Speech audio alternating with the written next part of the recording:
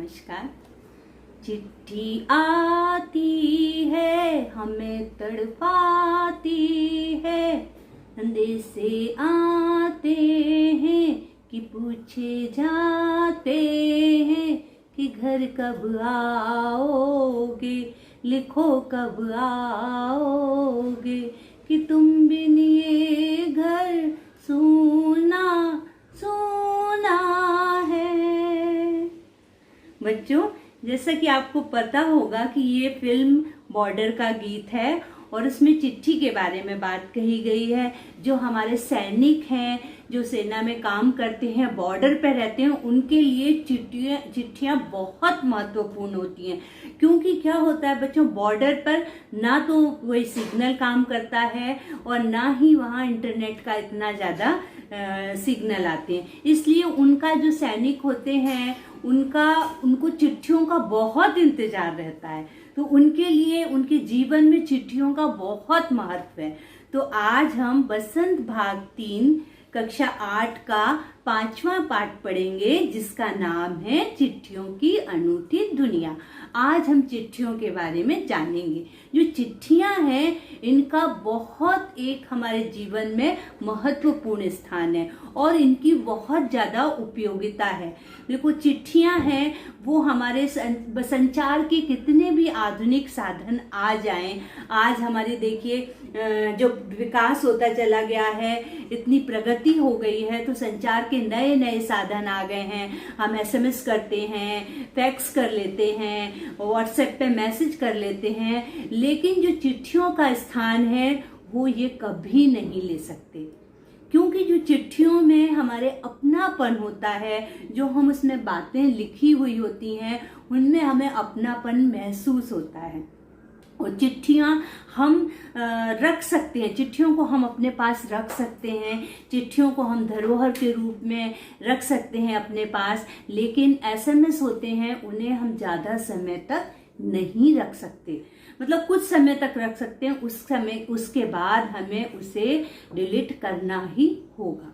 तो चिट्ठियों का बच्चों बहुत ही ज़्यादा महत्व है। पहले आपको पता है कि जो चिट्ठियां हैं, पहले के ज़माने में कबूतर चिट्ठियां ले जाया करते थे। कबूतर संदेश जो हम भेजते थे, हमारे यहाँ वो कबूतर भेजते थे संदेश। और उसके बाद देखिए, पंडित जवाहरलाल नेहरू ने कहा है कि 1993 में रनर्स, मतलब उसके पहले रनर्स होते हैं, जो घोड़े होते हैं, तेज दौड़ने वाले घोड़े होते हैं, उनसे चिट्ठियों को भेजा जाता था। आपने देखा होगा जैसे जो राजा महाराजा हैं, उनके यहाँ जब उनको कोई अपना खत भेजनी होती थी, चिट्ठी, तो वो घुड़सवार को भेजते थे। घोड़े पे सवार होकर जाता था उनका कोई एक सैनिक, और जाकर वो दूसरे राजा को चिट्ठी पहुंचाता था। तो उस समय क्या हुआ कि उससे रनर्स जो होते थे, तेज दौड़ने वाले घोड़े, वो चिट्ठी पहुंचाते थे। फिर देखिए धीरे धीरे जैसे ही ये आदमी के जीवन में विकास हुआ, तो पहिए का आविष्कार हो गया। पहिए का आविष्कार होने के बाद इसमें एकदम से बदलाव आ गया। क्या हुआ, रेलवे और तार से इसकी गति और ज़्यादा बढ़ गई। उसके बाद वायरलेस के आ जाने से ये और भी तेज गति से काम करने लगा।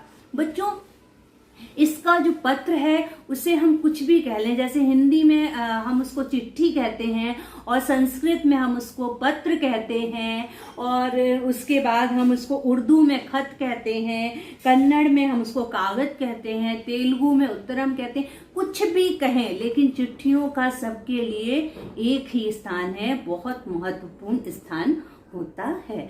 अब चिट्ठियां हमारी संस्कृति की धरोहर भी होती हैं। चिट्ठियों से हमारा जो राजनीति है, हमारा जो वाणिज्य है पहले का, वो सब हमें पता चलता है। पहले क्या था कि चिट्ठियों के द्वारा ही सब लिखते थे, क्योंकि कोई भी ऐसा साधन संचार का नहीं था जिसके द्वारा व्यक्ति अपनी बातों को दूसरों तक पहुंचा सके। हमारे भारत में रोज जाने कितने करोड़ों पत्र इधर से उधर आते और जाते हैं। तो क्या हुआ, जो जो विश्व डाक संघ था उन्होंने जब इतना महत्व देखा चिट्ठियों का, तो विश्व डाक संघ ने सोचा कि हम इनका जो पत्र लेखन है उसको स्कूल के पाठ्यक्रम में रखा जाए। तो हमारे भारत में भी इसके लिए कई वो किए गए कि हाँ भाई हम अपने स्कूल के पाठ्यक्रम में पत्र लेखन को रखें। और 1972 में विश्व डाक संघ है उसने 16 वर्ष से कम आयु के बच्चों की एक पत्र लेखन प्रतियोगिता भी करवाई। देखिए बच्चों, आज हम देखते हैं हमारे पाठ्यक्रम में है, सिलेबस में है, दोनों टाइप के पत्र हैं, एक औपचारिक भी और एक अनौपचारिक, दो जो पत्र होते हैं। और आप में से सभी ने, जो जितने भी बड़े लोग हों, कभी ना कभी किसी ना किसी ने पत्र तो जरूर लिखा ही होगा। क्योंकि क्या होता है कि पत्र, भले आज हमारे पास फोन है, हम एसएमएस कर रहे हैं, हम फैक्स कर रहे हैं, लेकिन देखिए जब कोई भी एक जरूरी काम होता है वो पत्र व्यवहार द्वारा ही होता है। देखिए जब किसी की नौकरी लगती है तो उसके लिए जब हमको वो मिलता है, लेटर मिलता है और उसमें साइन होते हैं, तो वो हमारा पुख्ता सबूत होता है। अगर हमको देखिए कोई भी आपको व्हाट्सएप पे ऐसे मैसेज कर देगा, हाँ ये जरूर कर देगा कि आपकी मतलब अपॉइंटमेंट हो गया है, लेकिन उसके लिए जो लेटर जब तक आपके हाथ में नहीं आएगा तब तक पुख्ता सबूत नहीं हो सकता। इसलिए जो ये लेटर है, जो पत्र है, जो चिट्ठी है, उसका हमारे जीवन में बहुत महत्वपूर्ण है। देखिए गांव के लोग हैं जहां पर बिल्कुल बिजली नहीं है, हमारे गांव में बच्चों अभी भी ऐसे कई मतलब भारत में ऐसे कई गांव हैं जहां बिजली नहीं है। सोचिए बिजली नहीं है तो उनके लिए संचार का साधन क्या होगा, उनके लिए तो मोबाइल सब बेकार है, इसलिए वो चिट्ठियों का ही इंतजार करते हैं। जो गांव देहात के लोग हैं वो चिट्ठियों का ही इंतजार करते हैं। और जैसा कि मैंने अभी आपको बताया, हमारे सैनिक हैं जो सीमा पर काम करते हैं, उनके लिए भी चिट्ठियों का बहुत भी महत्व है। उनके लिए चिट्ठियां ही सब कुछ है। मतलब उनका जो भी उनको अपने घर वालों की जिसकी भी उन्हें मतलब याद आती है या उनको कोई बात कहनी होती है तो वो चिट्ठियों के जरिए ही करते हैं। अब अगर देखिए चिट्ठियों का, अगर फोन का और एसएमएस का, फैक्स का, एसएमएस का इतना ही महत्व होता, अगर आप सोचिए कि जो हमारे पंडित जवाहरलाल नेहरू थे वो अगर अपनी बेटी इंदिरा गांधी से फोन पर बातें करते तो क्या जो उनकी इतनी प्रसिद्ध पुस्तक है पिता के पत्र पुत्री के नाम, वो क्या बन पाती? क्या उसमें लिखी हुई इतनी अच्छी अच्छी प्रेरणादायक बातें हमें मतलब हमें वो हमको उनको समझ पाते, जान पाते, है ना? तो चिट्ठियों का बहुत ही, जो पहले की चिट्ठियां हैं उनसे हमें बहुत चीजें मालूम पड़ती है, हमारा क्या पहले था, किस तरह चल रहा था। जो अंग्रेजों ने जो चिट्ठियां लिखी उस समय, जो हमारे देश पे जब हम अंग्रेजों के गुलाम थे, तो अंग्रेजों ने जो चिट्ठियां उस समय अपने परिवारजनों के लिए लिखी, वो चिट्ठियां आज भी हमारे यहाँ धरोहर के रूप में हैं कुछ चिट्ठियां। और उन चिट्ठियों को पढ़कर ही हमें पता चलता है कि जो हमारी जो लड़ाई थी कितनी मतलब जमीनी मजबूती से जुड़ी हुई थी। मतलब जो हमारा संघर्ष, लड़ाई का संघर्ष था वो कितना मजबूत था। और बच्चों जो हमारे राष्ट्रपिता है ना महात्मा गांधी, उनके लिए तो चिट्ठी, अगर उनका कोई बिना नाम लिखे सिर्फ इतना कहीं भी हो भारत में, वो कहीं भी हो, कोई बस इतना लिख देता था महात्मा गांधी इंडिया, कहीं से भी आया हुआ पत्र उन्हें मिल जाता था। सिर्फ अकेला ऊपर एड्रेस, जैसे हम एड्रेस लिखते हैं, पिन कोड लिखते हैं, पूरा एड्रेस नहीं लिखते हैं तब तक चिट्ठी नहीं पहुंच पाती। लेकिन सोचिए महात्मा गांधी का सिर्फ ऊपर नाम लिखा रहता था, महात्मा गांधी इंडिया, और कहीं से भी चिट्ठी आती थी और उनको मिल जाती थी। और महात्मा गांधी जो हमारे थे, बापू थे, वो चिट्ठियों का उत्तर देने में बहुत ही ज्यादा, मतलब उनको के पास चिट्ठी पहुंचती थी लोगों की, और वे प्रत्येक की चिट्ठी का उत्तर जरूर देते थे और खुद लिखते थे। ये नहीं कि अपने सेक्रेटरी या किसी और से लिखवा लें, वो हर व्यक्ति की चिट्ठी का, पत्र का उत्तर स्वयं लिखते थे। और उनका जब दाहिना हाथ लिखते लिखते दुखने लगता था तो बेटा वो बाएं हाथ से लिखने लगते थे। मतलब सीधे हाथ से लिख रहे हैं और लिखते लिखते उनका सीधा हाथ दर्द करने लगा तो वो उल्टे हाथ से लिखने लगते थे। बहुत सारे पत्र हैं, जो बहुत सारे उस समय के जो बड़े बड़े जो जिन्होंने हमारी आज़ादी की लड़ाई में काम किया, या बहुत से ऐसे बड़े बड़े लोग हैं, उन लोगों के पत्र ऐसे ही उनके नाम से ही अपने आप पहुंच जाते थे। और जो कवि हुए हैं उस समय के, जैसे कि जो ये सूर्यकांत त्रिपाठी निराला हैं, उनके बच्चन के नाम उन्होंने जो अपनी कविताएं लिखी या उनको पत्र लिखे, वो आज भी मतलब उनको पढ़कर हमें पता चलता है कि मतलब किस तरह का उस समय सब उस समय की बातों का हमको पता चल जाता है। वास्तव में जो ये हमारे पत्र हैं ये किसी दस्तावेज से कम नहीं होते। देखो महात्मा के पत्र कवि के नाम, महात्मा गांधी ने जो रविंद्रनाथ टैगोर और महात्मा गांधी के जो आपस में पत्राचार होता था वो भी एक पुस्तक के रूप में बना हुआ है। मतलब बहुत जो बड़े बड़े लोगों ने जो पत्र लिखे हैं उस समय, वो आज भी एक मतलब पुस्तक के रूप में है, धरोहर के रूप में है और हम उन्हें पढ़ सकते हैं।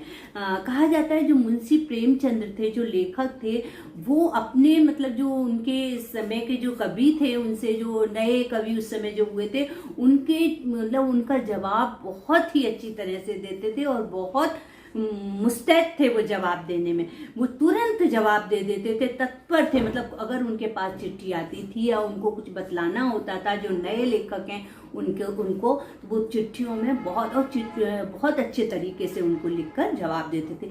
बच्चों चिट्ठी लिखने की भी एक कला होती है, मतलब चिट्ठी लिखना भी एक कला होती है। कई लोग देखिए बहुत जब लिखते हैं ना हम अपने मन के विचारों को, तो बहुत सुंदर तरीके से हम लिखते हैं। इसके बाद है महात्मा पत्र है, जो हमारे भारत में जो पत्र की परंपरा है वो कभी खत्म नहीं होगी, भले ही कुछ भी हो जाए, कितने भी नए आधुनिक साल। हाँ, थोड़ा जरा जो बड़े शहर हैं उनमें थोड़ी कम जरूर हुई है, लेकिन हमारे मतलब देश में चिट्ठियों की जो वो एक इम्पोर्टेंस है, उपयोगिता है, वो कम नहीं हो सकती।